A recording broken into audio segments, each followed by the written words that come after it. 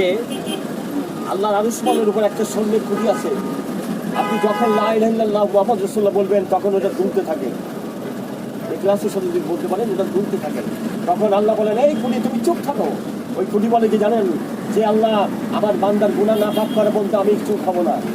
তখন আল্লাহ আপনার গুনাহ মাফ করে দেবেন। প্রশংসা কার? আল্লাহ। এই গাড়ি থেকে আমি কথা বলছি, আমাকে বলাচ্ছে কি আল্লাহ, আবার যাই আল্লাহ আমি যাবো পল্টন, আমি কিন্তু পল্টন যাবো, আসলে বাস্তবতা। কিন্তু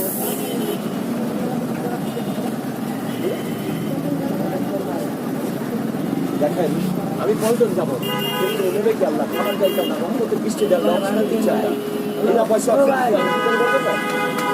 আমি নেমে যাবো। দোয়া করেন আমাকে 20 টাকা হাজিরা দেবে, 20 টাকা 500 টাকা দিয়ে পয়সা বোঝাতে পারবে না, সময় প্রয়োজন।